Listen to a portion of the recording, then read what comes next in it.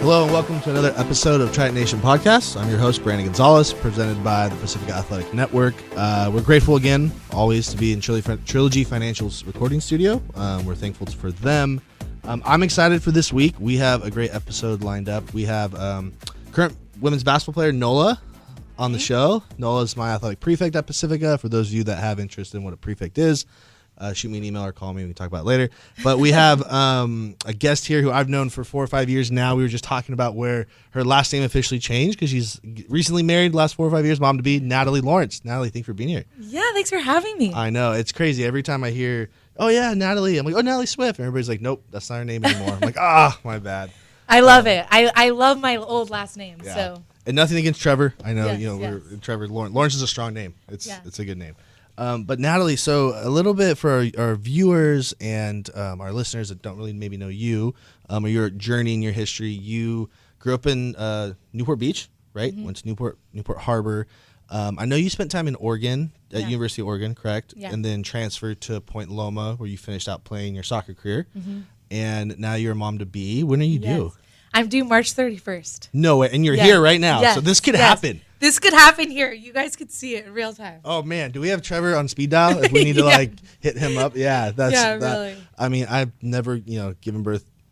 I can help. I can, catch it or something if I need to. But, amazing. But then you're also coaching, right, at Concordia here in Irvine. And then you run a podcast. Yeah. Tell me a little about your podcast. That must be fun. Yes. So I run a podcast called The Female Athlete Mission, also known as The FAM. And it's just about being a community of female athletes, specifically talking about faith and sports and being a woman in sports. So it's a blog, too, and an Instagram and all the things. But it's a really fun podcast. Interview athletes, coaches, NARPs. I don't know if we're familiar with the NARP term. No, okay, please. NARP is a non-athlete regular person. So when you retire, you become a NARP. Gotcha. It's pretty sad, but it's also it's a cool club. But really, we're never really NARPs. I mean, maybe right now because I can't play pickup soccer at all. I really feel like a NARP. I'm going for walks. There you go. For athletes, that's kind of now we just walk. That's kind of that's NARP status. Isn't that in the Olympics too? Isn't there power speed walk? walking. Yeah. Yes. I mean, it's a sport, right? We'll give them and you want to race me? Let's do it. We'll all let you win. But okay, well that's great, and that's going well. How long have you been doing that? I've been doing it for about 2 years. Okay. I started it because I work for an organization called Fellowship of Christian Athletes, and was feeling like there's just not a lot of resources for female-specific athletes. And so I started it as a blog, and it has evolved into a podcast, which I love podcasting. It's so much fun. Yeah. So, You just kind of sit and talk, and wherever, you waste time together, and before you know it, wow, it's an hour later. Talk about catching babies and stuff. Yeah, that's what we did. Well, when my daughter Bella can actually understand podcasts, I'm excited for her to listen because I know Kelsey's shared it with me a few times, and there's good stuff on there. So, this episode 1, we wanted to talk a little bit about, your journey, but what you're doing right now, but also your insight to being a female student athlete in a world that not only has social media, in my opinion, changed that landscape completely, but the pressure that goes with, you have to be D1 or you have to play in college and not just enjoying the journey. Totally. You are someone who played at a very high level. You played club, you played high school, you played college, and kind of walk through that. And I know Nola has questions as well. But maybe tell us a little bit about the pressures that you see for female student athletes now to compete and play at the next level that they're getting. Yeah. I actually think the question has to do with being I guess as being a student athlete or being just a human, you want to be valuable. You want to matter wherever you're coming from. Mm-hmm. And I think that there's a pressure now, especially in Orange County, but I'm sure if anyone's listening outside of Orange County, there's a pressure that in order to matter or to be valuable, you have to be wearing the collar sweatshirt. You have to say, I'm going to University of Oregon. I'm playing Pac-12. I'm doing this. And that's going to make us feel like we matter back at home. People are going to remember us. People are going to know our name. Maybe we'll get Daily Pilot Athlete of the Week. Like, how important that those is a things local are. throughout right there. It is, yes. And it's this thing of really, we just want to feel like we matter. And I think sometimes our community can put so much value in what you do. So in order to feel valuable, you have to have something. So if you're not the athlete, you got to be the musician. You got to be really good at school. Like, you have to have your thing. And I think that is actually where we falter a little bit is you are valuable and you matter just being who you are. It's inherent in you. And then you can go from that place and just enjoy. You can decide, do I want to play in college? Do I want to explore something else? Do I want to just enjoy where I'm at here? Do I love soccer because I love my teammates? Can that be what soccer is? Or do I have to use soccer to make myself feel valuable? And my argument is, no, you don't. You have value inherently given by God just by being who you are. And I want to blame society or our culture, but I know that it's a decision that we can make as student athletes, but parents, coaches, administrators, we perpetuate that too. We perpetuate this feeling that if you're going to be noticed at our school, it's going to be because of what college you go to. What else could we notice our students for? What else could we notice people for? So, I think there's this crazy pressure to feel like we matter, and there just might be some other ways about going about that. Yeah, that's a good point. And I think, and Nola, maybe you can speak into this, but I would like to think Pacifica, that is a big goal of ours. And my job there, with the things I oversee is we talk a lot about developing like the whole person, that you're not just a student or you're not just an athlete, but you're an individual, and we want to help morph you to be the individual God's intending you to be. But Nola, I don't look at you as just a basketball player. Like, you're a prefect. Hopefully you get involved in the arts, right? Like the co-curriculars within themselves are just as important as the whole development of the child, not just the classroom or not any singular discipline even. Yeah. But Nola, maybe what's your experience at Pacifica as a student athlete, but also as a student? I think, like, going back to what you said, I think also within families, there's like siblings that want completely different things, and it's really hard to like separate what you want from what your siblings want. And I think that, like, if you have a sibling that wants to go D1 and wants to be like make it like a really big name for themselves, it's hard for you to like say like, maybe I don't want that, because it seems like that's the main focus of your family, and like it's kind of hard to say like, oh, like, I don't necessarily want the same things. And like, I can relate to that. And then also, like, at school, like what Brandon was saying, I think that Pacifica does a really good job of forming a whole person. I've learned so much within the prefect program, like, about myself. I learned so many things about my habits.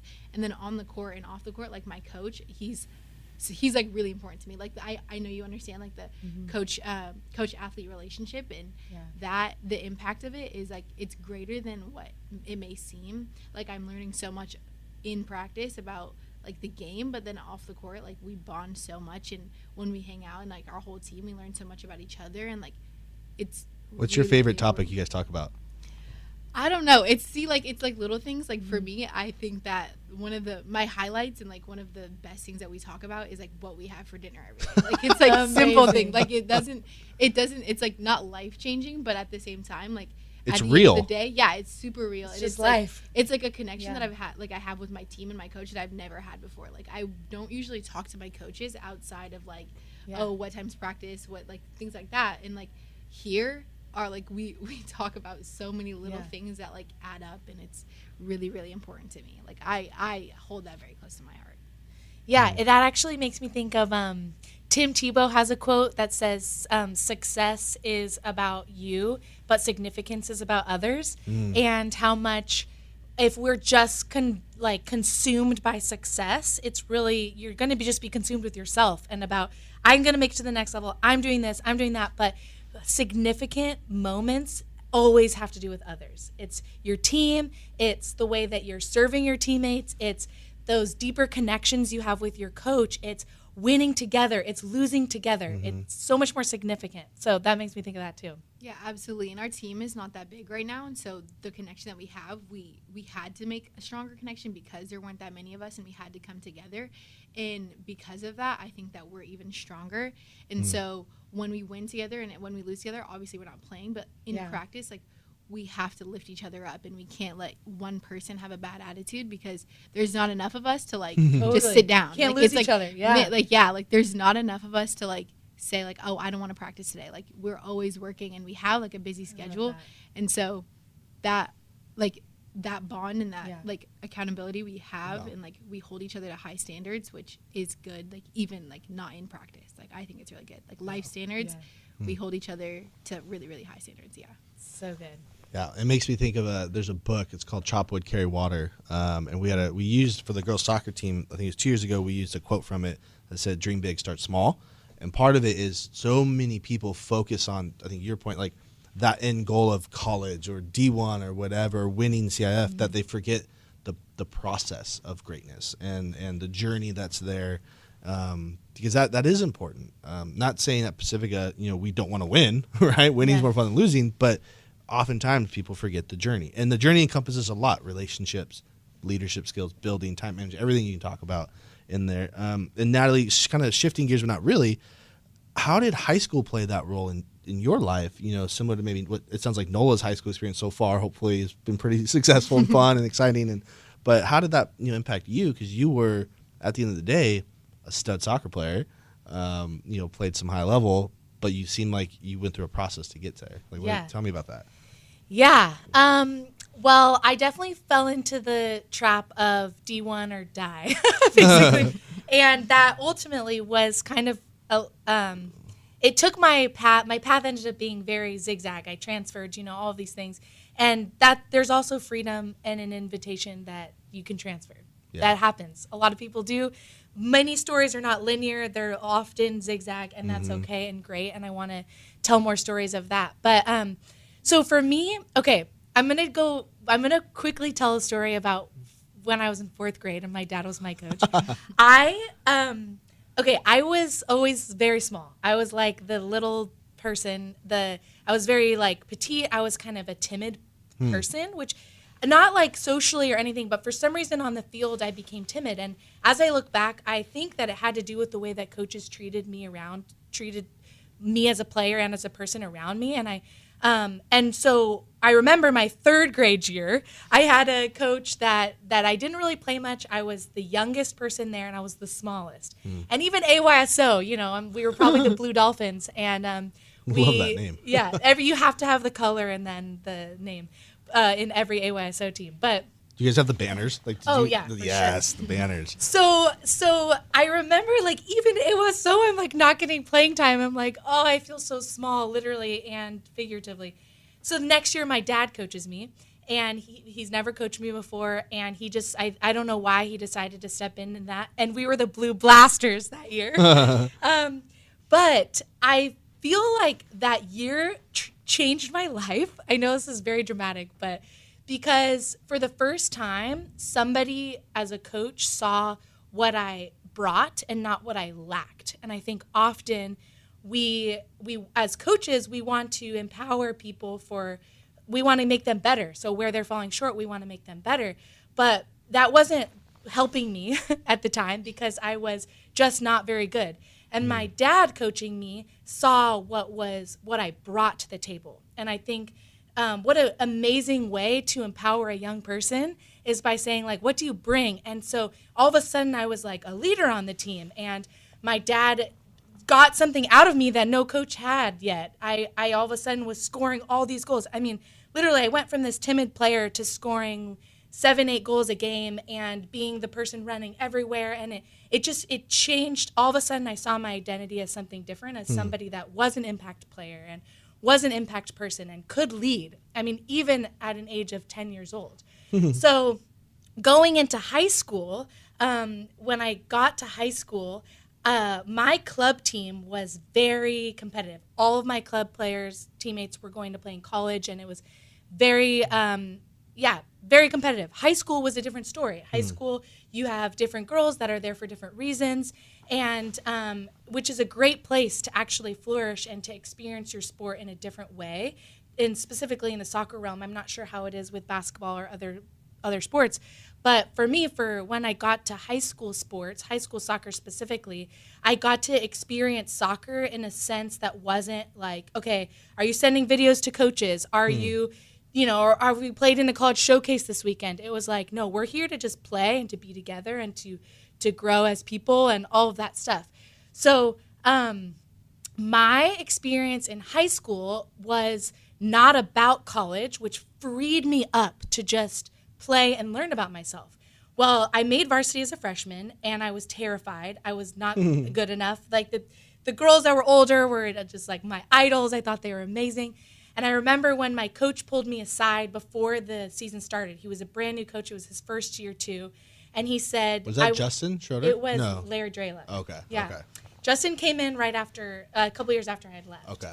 And so my coach pulled me aside and he said, just so you know, I want to put you on varsity, but if you are okay with that, you're not going to play. I'm like, okay, I don't care. I just want to be on varsity. I want everyone to see I'm, the freshman on varsity. And he said, so I'm like, yes, that's fine. He's like, are you sure? I'm like, yeah, that's fine. And he said, okay, this team is going to be yours in 3 or 4 years. Like, this is going to be your team. And it was so impactful because in that moment, I realized so often in high school, we're just where we are.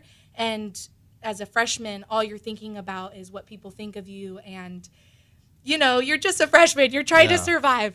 And all of a sudden, I had a vision for what could be one day. Mm-hmm. And all of a sudden, something was set in me that said, like, this could be my team one day. And I needed to have a vision bigger than today, than what I was doing on the bench that day, or whether I got on the field or whatever. So I think that high school became that for me, was me learning how to evolve into a leader and take a team and for just the sake of that team, not for what's coming next or whatever.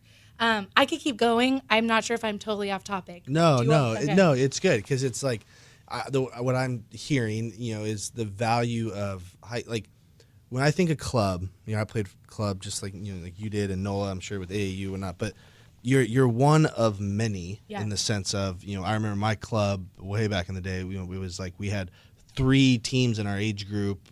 There's 60 teams in a club where it's like I view Pacifica and Harbor like you're one of one. Like you are Harbor soccer, and what are you going to do with your team, and what's that vision, and honestly, what legacy are you going to leave for the girls behind you to follow? And you don't get that in the club world. You have a bad year, you're like, all right, well, I'm going to go to this club, and this coach got fired because he didn't get enough wins, and you do see that in high school. Like it's not just not there, but I see that point, like the value that being a part of a team that represents almost like an institution. There's just value in that. Totally. Yeah. The I think also for some girls, maybe they're coming from a really competitive club team, and maybe high school, maybe you make fresh off JV, wherever you are, maybe you now are one of the best players, and it's an opportunity to grow in confidence. Yeah. Like for the first time, I learned how to play way more physical because I'm playing against 18-year-olds and I'm 15 and I'm scared of them. And how do I push back? How do I, like, there's so much opportunity in the high school realm that is so exciting. Yeah. How do I grow as a leader here? How do I focus on things that you could grow in, but I love this idea of focus on what you have, not what you're lacking, and like grow that, cultivate that, be excited about it, and run with it a little bit. Nola, I know you had a question about you had a question regarding athletics and management. I'll let you ask that one. Yes, and before that question, like what you were saying also, I was forced, or not forced, but last year our team didn't have any seniors, and so I'm the only junior now, and then there's 2 seniors that are going to graduate this year, and so last year I was put into a leadership position, and I was kind of like, I wasn't forced, but like I was put into that position not knowing that I was going to have to be the leader that I needed to be. And I think that what you're saying, it's really important to encourage like others, and it is hard sometimes, like you have really long days and you're not doing well, and it's like you feel like you're only doing things wrong, and like to hear your coach or to hear your teammates say like you're doing a really good job doing this, like it's okay, like you may not be shooting well but your defense is like it's so strong, like that will get you through that day and it'll get you through that week. And I think that I really agree with the importance of that, because I think that's gotten me through a lot of practices, a lot of hard days, and I know that our coach does a really good job of doing that, and so I appreciate that a lot because no other coach has done that for me. So cool. Yeah. And then my question, I know that a lot of students, the experience for a student athlete and just a student focused on academics is very different, and it's hard. Like I know myself, like I've struggled. Like you want to have plans on Saturday, but like you have that morning practice. Like you want to go out on Friday night, but practice is at 8 or practice is at 10 on Saturday. And so it's hard to balance academics, social life, and sports like all at the same time, especially if you're trying to play in college, and especially if you have to be careful with what you do and how you manage your time. And I just wanted to hear about how you did that, because I know that I would love to hear just advice in any of those areas. Yeah. Okay, this is a little bit of a hot take, but I truly feel like my schedule was so much harder in high school than it was in college. It's probably true for Pacificans, for sure. Yes, and especially I talk to so many of you high school athletes, and you're like, well, I have school from this time to this time, and it's the same every day, and then it's practice, and then it's club practice, and then it's homework, and then it's church, and then you're going to play practice too, and then all of a sudden I'm thinking, you have no time to even, your schedule in many ways is set out for you, and there might be times where you feel like you're just surviving.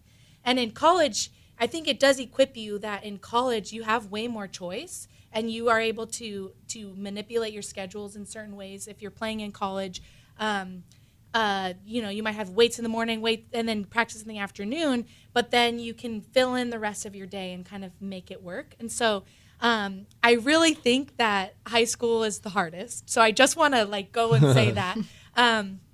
And because people are expecting a lot of you, whereas you're more accountable to yourself when you're in college.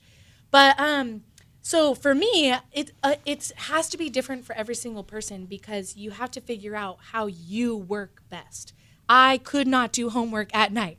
I'm telling you, if I was doing my homework at 10:30 at night, I would fall asleep with my face on my books, just slobbery mess. I had to do it in the mornings, and I worked way better in the mornings. So I was able to schedule my life in a way where I would wake up at 6 a.m. and finish studying, finish my project, finish my math homework from 6 to 7. My dad would wake up with me and do that over breakfast, and it worked way better for me. So I think that there's difference in different people, and kind of figuring out when to fit what in, where you're going to be most effective. If you're drowning and you're feeling like I can't do all of this in a week, then there might be an opportunity to shift something. So really giving permission and even an encouragement, or what's the word I want to give? More authority for students to have over their own schedules.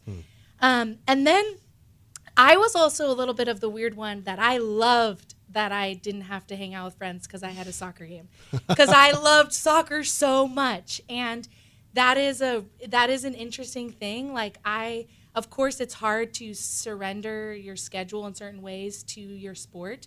I think that's a decision you have to make, is if it's worth it. Because if you're resenting your sport every single day because you wish you could be doing something else, then I would question your participation in the sport. Not that you should quit or anything like that, but maybe you need to rethink why you're playing your sport.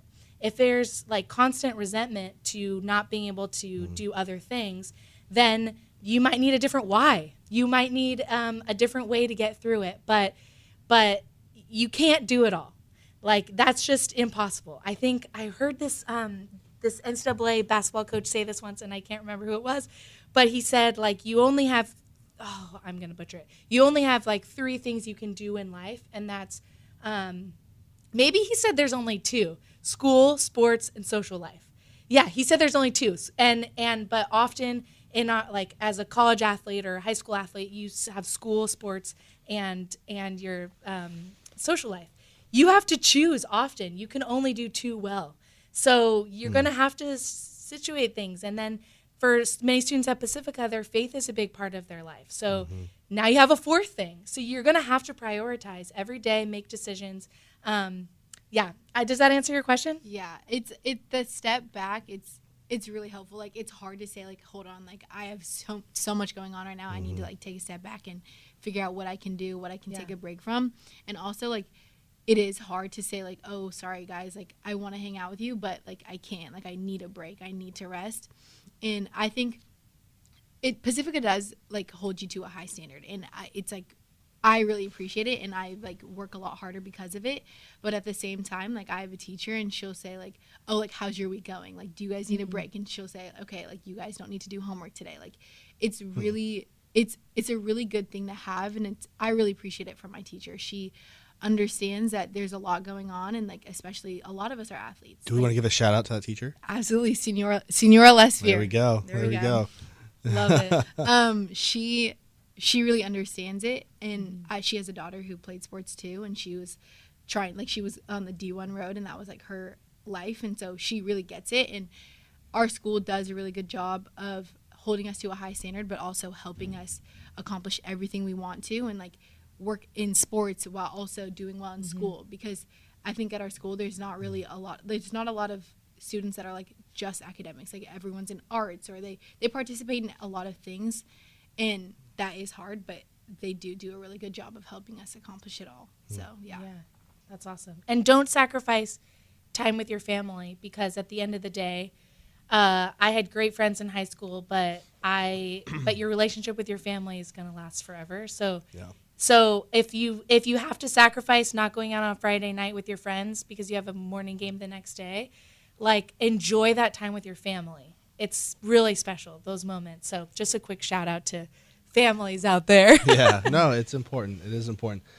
So the last kind of question, I guess, as we kind of wrap up our time a bit, for maybe some of our female students, female athletes who are getting, I want to know your thoughts on social media and the idea of getting wrapped up in that as a female athlete. And, social media wasn't around when I was in high school. Like you literally got the paper, looked at the box scores, like, hey, I made the paper. Now it's like, did I get on Twitter?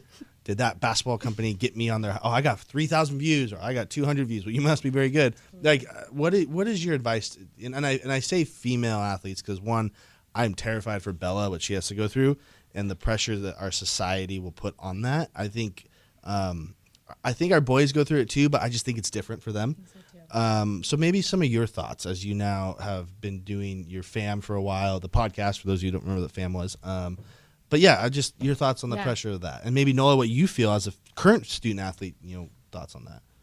Yeah. I'll go first. I think that I would just say, if you have been featured on the Instagram of your school or on the Twitter, or maybe I threw out the Daily Pilot Athlete of the Week. If you're a local Orange County person, you know how that feels or what that is.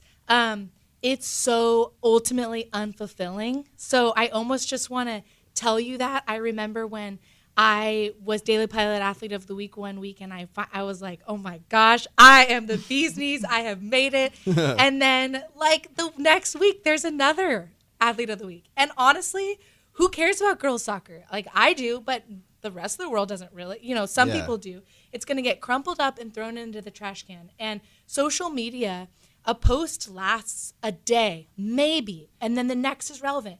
You will never keep up. You will continue, like it might be on the top of the feed for a day, maybe a week if you have friends that love to reshare things. A week of glory, and then you're on the hamster wheel again. It's not worth it. It's not enough. At the end of it, you will be unfulfilled, and you'll just want another rush.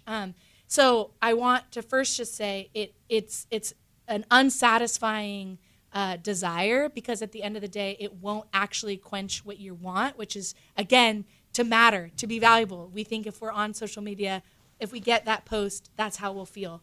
And then the other thing I would say is, I think we need to be very careful at getting our ideals and our values confused. So I think sometimes we see, and I see this in sports or not, we see what girls are doing. They're in college. They're going to school in the South. They're in a sorority. They're all this stuff. Tailgating football game, yes, the whole thing. Exactly. We create these ideals in our mind of like, wow, this is the college experience. And we want to live that so bad. And we see it put out and we're like, that's the ideal that we want. Where maybe that actually has nothing to do with values. Maybe our value when we're looking into college or we're looking at who we want to be is, I want to be somebody who has community. I want to be in a place where my faith can grow. I want to be in a place where I still enjoy soccer. Those are values. don't get values and ideals confused, because sometimes I think ideals take over, and social media does that. And I was talking to a girl who plays basketball. I keep referring to basketball. I guess I have a lot of basketball connections. Actually, a girl I interviewed for my podcast, she plays basketball in New Jersey, a small school there. And she said she had gone to a big university and transferred to a small school. And she said she was going there and she was like, this isn't what I thought it was. Is there something wrong with me? I saw these pictures of these girls living this like incredible college life. Is there something wrong with me? Why can't I have that college experience? Am I not as likable? Why is this place lonely for me? Oh my gosh, there's something wrong with me. So she had idealized what it was going to look like when she played there in college, and it fell short. And so I think being careful of not letting social media idealize certain things in life that we want to experience, because again, it'll let you down, because it's not going to look like the way it's not real. No. And I think everyone knows that in some sense. Like, this is the fast food version of connection. Like, we know it. That's a good way to put it. Like, the likes we get on there, we know it's fast food. But you know what? Sometimes fast food feels really good in the moment.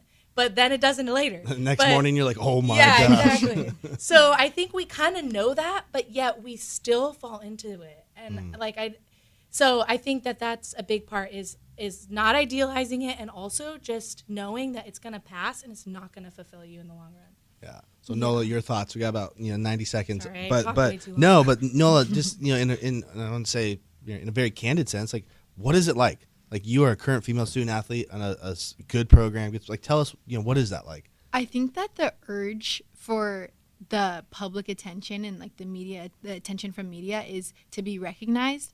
And I think that it's kind of hard if your teammates or people around you are getting like highlights and things like that. And it could be discouraging, which is why I think that like people want it. People want to be posted. People want to be recognized and all of that.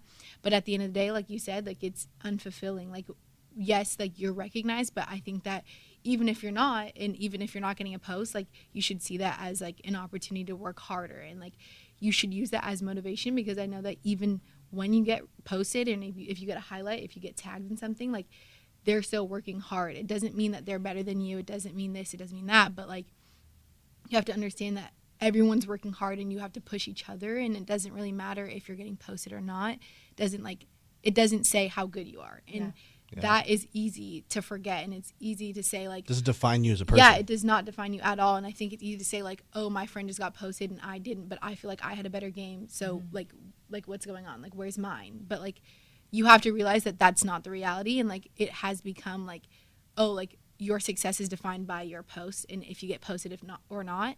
But that's not true, and that's not going to last. And like, social media came, and it's not going to last forever, and it's not like, hopefully not. Like, it's become like one of like the biggest things in our society, and like one of the most impactful apps and like all of that. But at the end of the day, you need to understand your worth, and you need to work hard for yourself and not for the post. Like, that's what I think is really hard to say and hard to recognize. Said. Thank you. No, the post, that's good. And the same women or the same girls are going to get, they will always be singled out. There's a certain look. It just is. And we have to, like, I was never that. I didn't get the recruit, the really tall, blonde 6 girl foot in the middle. center back or whatever. Exactly. Is the one who's always going to be noticed, and we can't get stuck chasing that. So whether it's social media, recruiting, all of that, Yeah. So, as we wrap up our time, do you guys know, boy or girl? Yeah, it's a girl. It's a girl. So okay. Female athletes, young girls, Yes. now it's even more. Do you guys have a name picked out? We do, but it's a secret. Oh, I was just trying to get it out of you in podcast. I feel like it's baby month. We have a lot of people in our lives having babies. It is. Shout out to the Carlson family. They just had a young boy, Theo, last night. Everybody's healthy there out in Montana. But I hope you and your experience giving birth is life-giving. Being a mom, starting your own family, you and Trevor are going to be awesome. So thank you guys for being here. Thank you, listeners, viewers. Log on to pacificathletics.org to get more on our podcast. You can visit us on YouTube, Instagram, Twitter. Everything we're talking about right now, you can find us on there. Hopefully you guys have a great week. See you next time.